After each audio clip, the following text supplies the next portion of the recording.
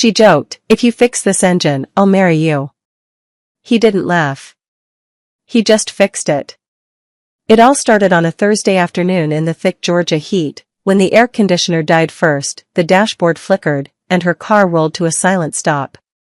For Vanessa, a woman who measured her life in meetings, deadlines, and endless hustle, it was just another inconvenience. Or at least, that's what she thought. What she didn't know was that this breakdown wasn't just about a car, it was about to introduce her to two people who would change everything. A quiet mechanic with a steady gaze, and his curious little girl who saw more than most adults ever could. This isn't a love story.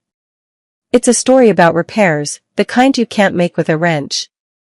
The moment the car gave out, it wasn't some dramatic explosion. No smoke, no fire. Just silence. The kind of silence that presses against your chest and makes you realize how far you are from help. First, the air conditioning coughed and died. Then the dashboard lights blinked like weak candles before fading out completely. By the time the engine stalled, the Georgia heat was already crawling through the vents, wrapping itself around her like a trap. Vanessa sat there, staring at the useless wheel, realizing her phone had no signal. No quick fix, no call for backup. Just her, the heat, and a car that had given up. In that moment, it wasn't just a broken engine. It was a crack in the perfect image she had built for herself, CEO, problem solver, always in control. And now?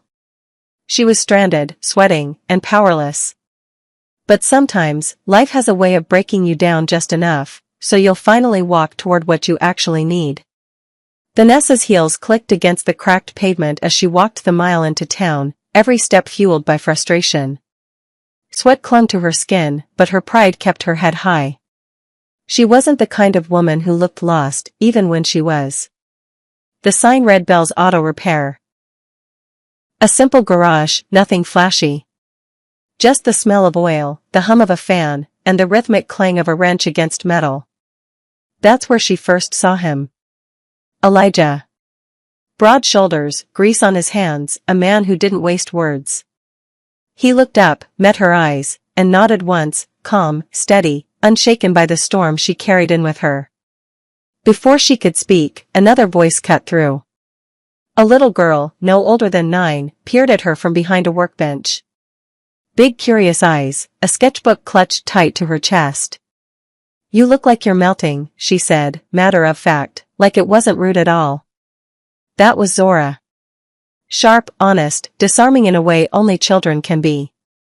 Vanessa, the CEO who intimidated entire boardrooms, didn't know how to answer a 9-year-old who had already peeled back her armor in seconds.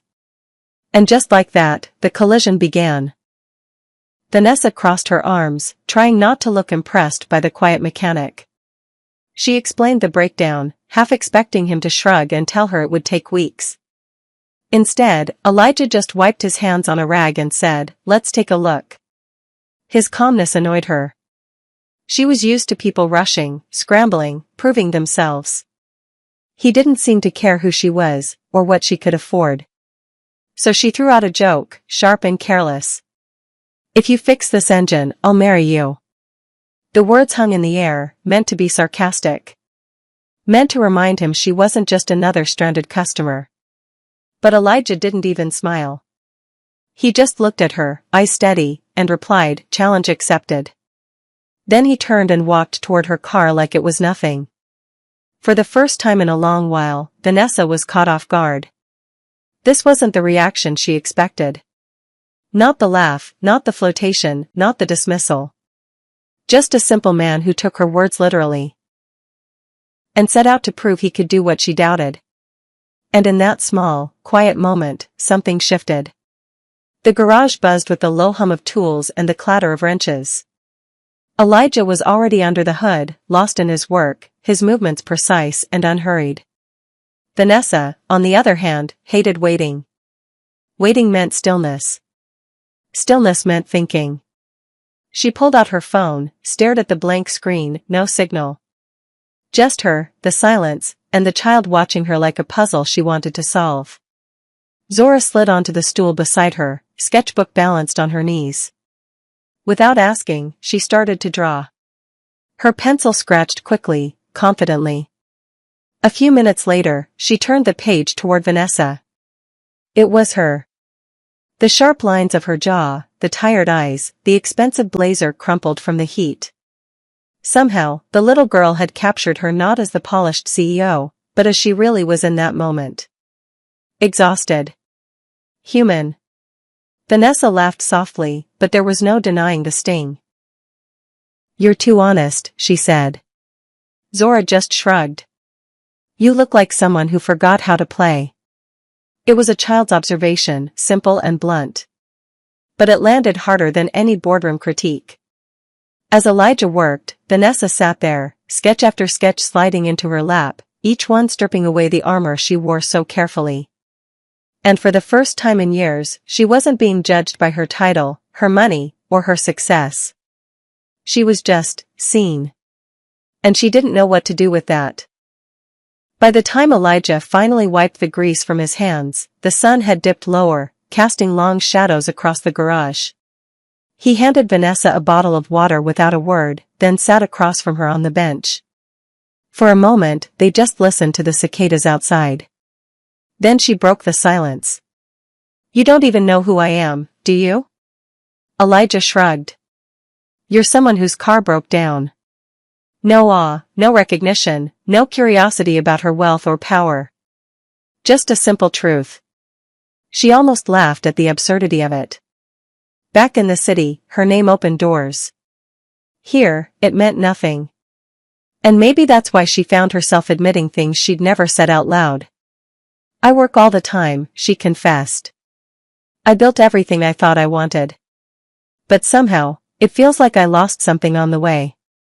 Elijah leaned back, his eyes calm. "Success isn't about building the tallest tower," he said.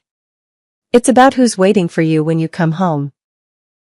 The words hung in the air, heavier than any quarterly report or investor meeting.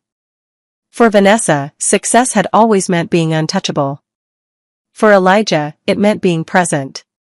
For his daughter. For himself. And that contrast, the clash between their worlds, cut deeper than she expected. The next morning, Vanessa found herself driving back to Belle's auto repair. Not because the car needed more work, but because something inside her did. At first, she told herself it was practical. Elijah had done a good job, maybe she'd bring coffee as a thank you. But when she walked into the garage and saw Zora's wide grin, she knew it wasn't about practicality at all. Days turned into weeks. Each time she returned, she carried something different. A box of pastries. A bag of takeout.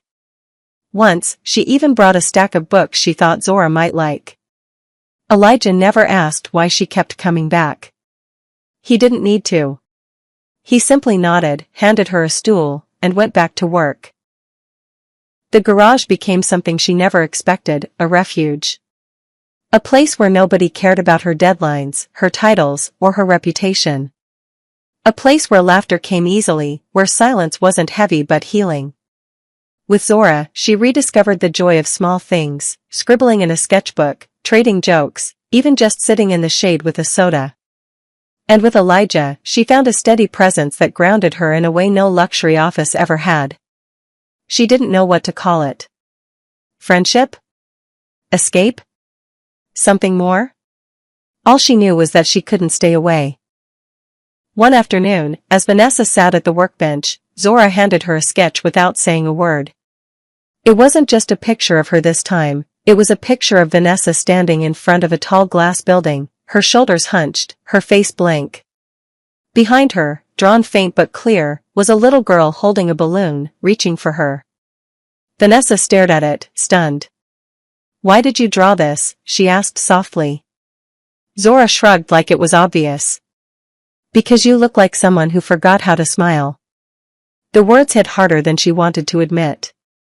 A child had captured what she had been denying for years, that success had drained the color from her life.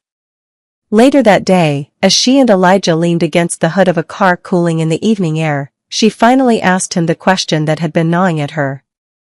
"Don't you ever feel like you should have done more? Been more?" Elijah's answer was simple.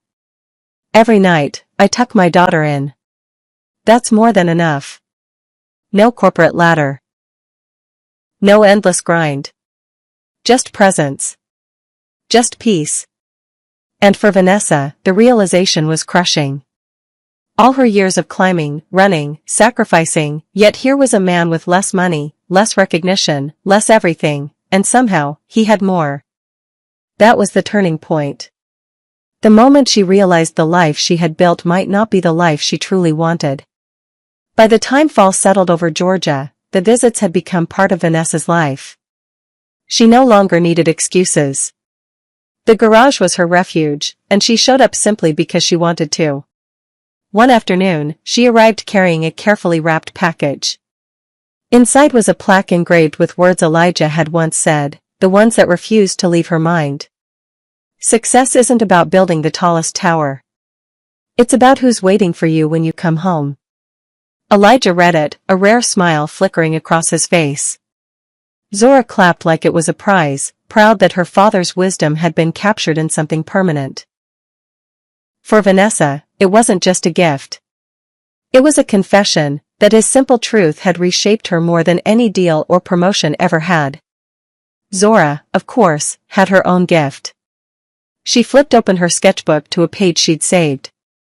This time, it wasn't a picture of Vanessa looking tired or lost. It was Vanessa laughing, head tilted back, carefree, alive. Vanessa stared at it, stunned.